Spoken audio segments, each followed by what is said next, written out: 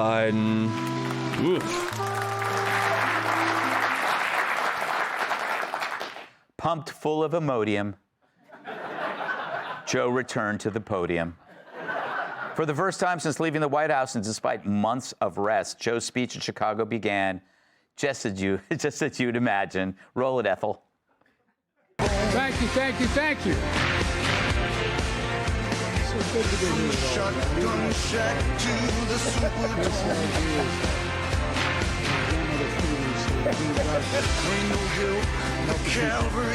Who deserve help. I think you deserve help. Oh, my God. Joe rambled on and on, trying to follow him.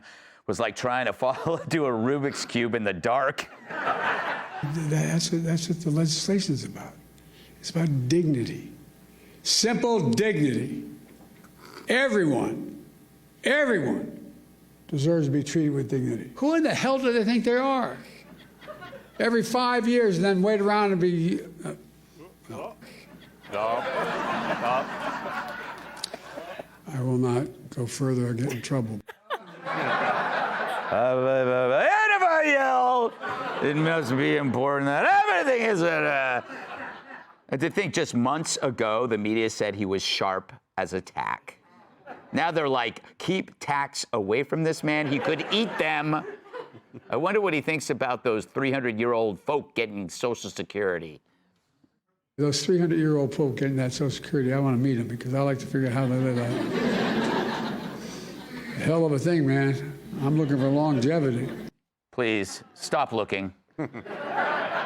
Even he knew that was going nowhere. But someone should tell Joe that when he repeats the findings of Doge, his disbelief makes their point. But why am I reasoning with a corpse? It makes no sense. At least he didn't say anything weird about black kids, right? Right? I had never seen hardly any black people in Scranton at the time I was only going in the 4th grade. And I remember seeing the kids going by at the time called colored kids on a bus going by. At the time. On second thought, maybe the Dems should run this guy in 2028. He might be able to get the old white racist vote. Of course, Joe didn't forget to stoke division for old time's sake. We can't go on like this as a divided nation, as divided as we are.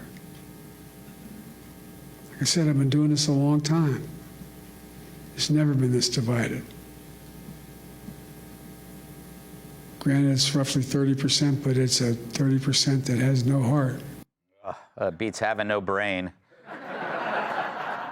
But once again, he condemns division in the same breath that he stokes it. Something he did in every speech back when he was pretending to be president. He's starting a fire with one hand and pretending to put it out with the other. But you don't blame the dementia on the dementia patient. You blame the person who let him play with the matches.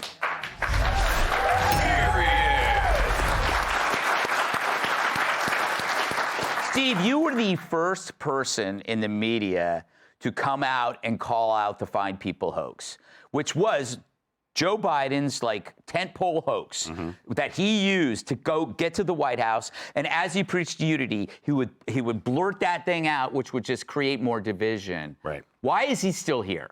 Right. Listen, regarding that hoax, it was the tentpole. It was the grand lie upon which all the other hoaxes and lies, they flowed from it.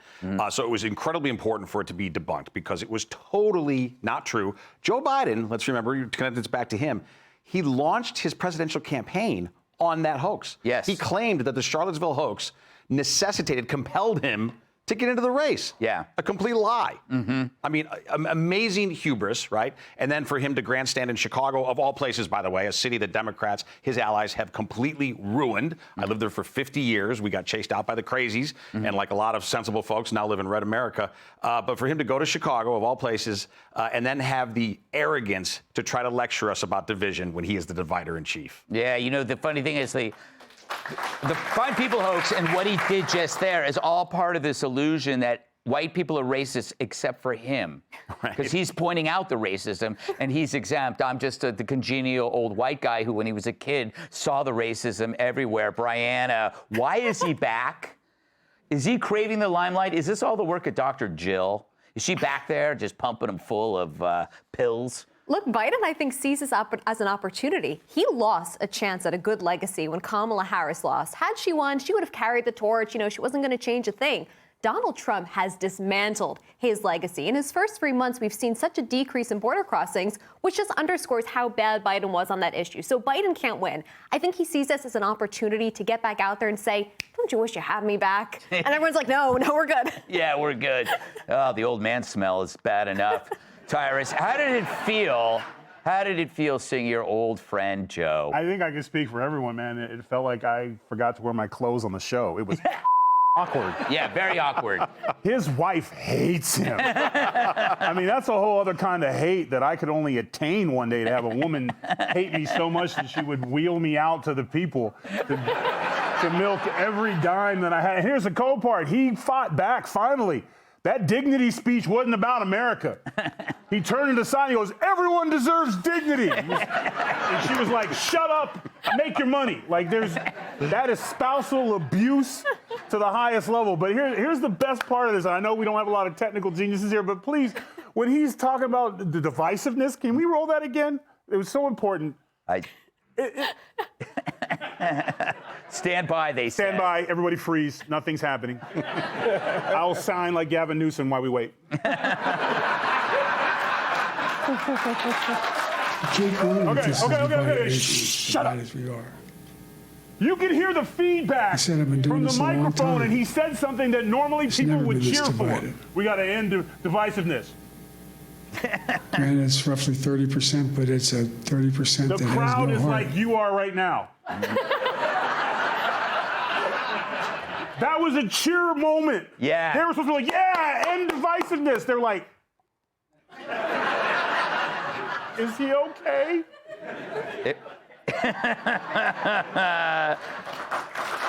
Joe?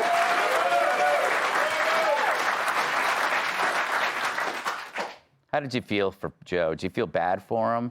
Oh, that was bananas, Greg. When he went on stage and talked while the music was still playing, they got to write on the note card, wait until the music stops before you start talking. But to Steve's point, that's his MO, to tell a fake story before he talks about what he wants to talk about. Mm-hmm. Like he did this with climate change. He's like, I have oil cancer. That's not real.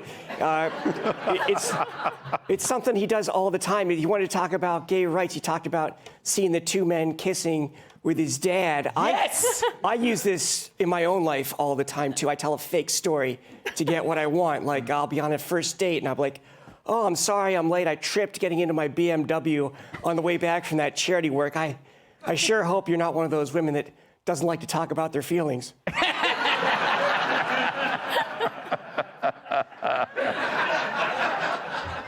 You're so suave. Suit says it all. It really does.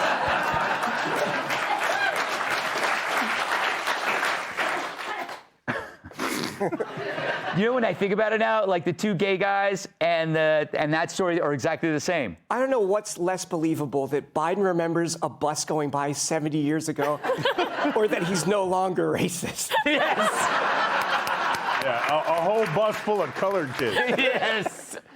Nothing worse than a bus full of colored kids drives by. Up next, Oprah's bestie has had enough. If you'll be in the New York area and would like tickets to see Gutfeld, go to foxnews.com/Gutfeld and click on the link to join our studio audience. Click here to subscribe to the Fox News YouTube page to catch our hottest interviews and most compelling analysis. You won't get it anywhere else.